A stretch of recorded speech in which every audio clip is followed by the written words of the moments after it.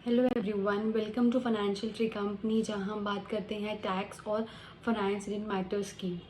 हमारी एक वेबसाइट है financialtreecompany.com के नाम से, जहां हम टैक्स रिलेटेड सर्विसेज देते हैं। आप विज़िट कर सकते हैं हमारी वेबसाइट को और मेल कर सकते हैं हमको companyfinancialtree@gmail.com में, अगर आपकी कोई भी क्वेरी हो तो।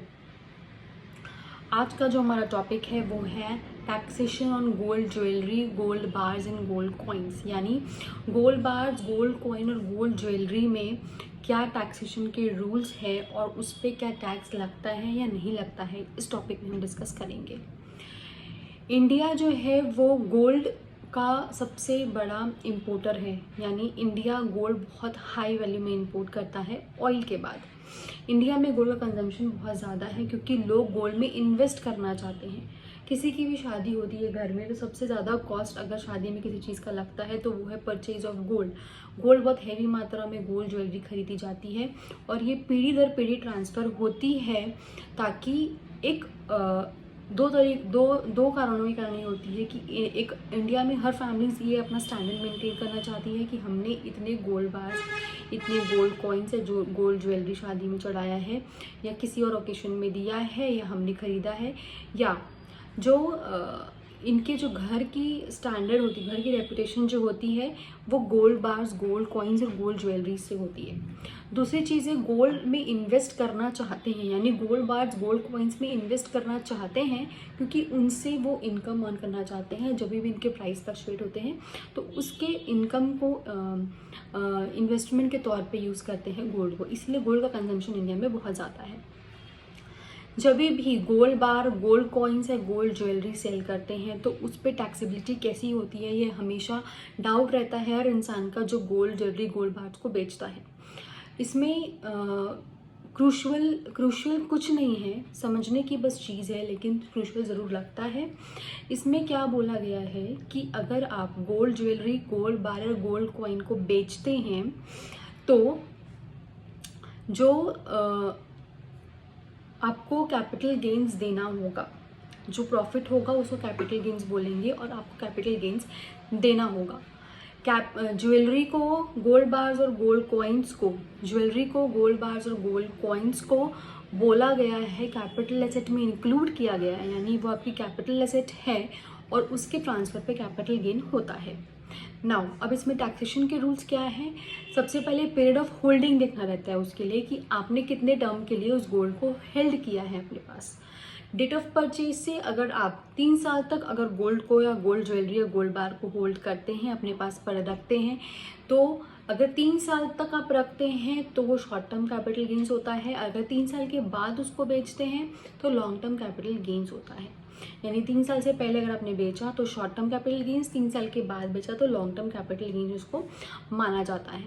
शॉर्ट टर्म कैपिटल गेन्स में आपकी जो इनकम है उस पर वो चीज़ जुड़ जाते हैं, मतलब जो आपकी नॉर्मल इनकम हर साल आप कैलकुलेट करते हैं उसमें वो जुड़ जाता है और उसी के अकॉर्डिंगली आपका कैलकुलेट होता है। और लॉन्ग टर्म कैपिटल गेन्स में फ्लैट 20% टैक्स रेट एप्लीकेबल होता है। तो ये 20% जो है ये इंडेक्सेशन के बाद होता है। अब इंडेक्सेशन का मतलब होता है कि जब आपने परचेज़ किया, अगर हम आज उसको परचेज़ करते हैं तो उसकी कितनी वैल्यू होती है और आज हम सेल कर रहे हैं तो कितनी वैल्यू होगी, तो उस हिसाब से कैपिटल गेन्स कंप्यूट होता है। नाउ ये जो आपने गोल्ड एक्वायर किया है, आपने गोल्ड परचेज़ किया है, ये 2 तरीक़ों से आपके पास आता है। आइदर आपने खुद खरीदा है या आपको अपने फोर फादर्स से मिला है, यानी आपके पूर्वज अंश है उनसे आपको मिला है, या फिर आपने खुद खरीदा है। अगर आपने खुद खरीदा है तो आपके पास उसकी परचेज कॉस्ट होगी, आप अकॉर्डिंगली कैपिटल गेन्स कैलकुलेट कर सकते हैं सेल्स के हिसाब से। अगर आपको अपने पूर्वजों से मिला है, इनहेरिटेंस में मिला है वो चीज़ अगर आपको, तो अगर आपके पास वो कॉस्ट है तो कॉस्ट टू प्रीवियस ओनर, यानी जो कॉस्ट पूर्वजों ने दी थी उसके लिए वो कॉस्ट आप निकालेंगे तो आपको पता चलेगा कि हाँ इतनी कॉस्ट थी, और आप उस हिसाब से अपनी कॉस्ट लगा सकते हैं। अगर 1 अप्रैल 2001 से पहले की खरीदी है तो 1 अप्रैल 2001 एक की जो मार्केट वैल्यू है उसको आप परचेज कॉस्ट ले सकते हैं, या तो फिर जितने भी आपने परचेज किया वो उनमें से जो भी ज़्यादा होगा वो आप परचेज कॉस्ट ले सकते हैं। मतलब 1 अप्रैल 2001 से पहले की अगर खरीदी की हुई होगी तो आपके पास ऑप्शन है कि आप मार्केट वैल्यू आइदर या फिर परचेज कॉस्ट जो भी होगी वो आप ले सकते हैं। मतलब ये बेनिफिट टैक्स पेयर को दिया गया कि यहाँ पे आप परचेज कॉस्ट को बढ़ा सकते हैं।